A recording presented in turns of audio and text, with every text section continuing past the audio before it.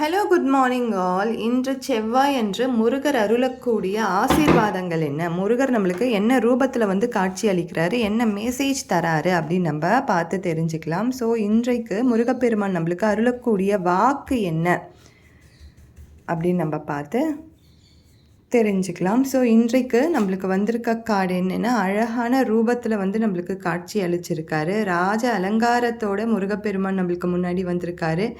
So நம்மக்கிட்ட இருக்க நம்மளை பற்றியே ஏதாவது நெகட்டிவாக திங்க் பண்ணி வச்சுருப்போம் இல்லையா, எனக்கு இதெல்லாம் வராது, என்னால் முடியாது, நான் இதுக்கு மேலே போராட மாட்டேன் லைஃப்பில் அப்படின்லாம் நினச்சி வச்சுருப்போம்.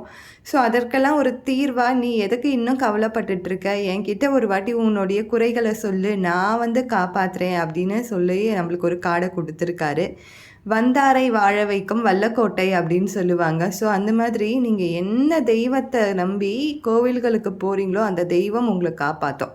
முருகப்பெருமானும் அதே மாதிரி தான். நீங்கள் அவர்கிட்ட போய் உங்கள் பிரச்சனையை கூட சொல்ல தேவையில்லை. நீங்கள் போய் நின்று ஒரு 2 துளி கண்ணீர் உங்கள் கண்ணிலேருந்து வந்தாலே போதும். அந்த கண் துடைக்கிற நேரத்துக்குள்ளே உங்களுடைய பிரச்சனைகள் என்பது தீர்ந்து போகும். இது உண்மை. நீங்கள் போய் வேண்டி பாருங்க. கட்டாயம் இன்று வந்திருக்கும் ராஜா அலங்காரம் கொண்ட முருகப்பெருமான் உங்கள் எல்லோருக்கும் நல் வாழ்க்கையை கொடுத்து, நல்ல சந்தோஷத்தை கொடுத்து, உடல் ஆரோக்கியத்தை கொடுத்து, எல்லா சிறப்புகளையும் தரட்டும் நான் வேண்டிக்கிறேன்.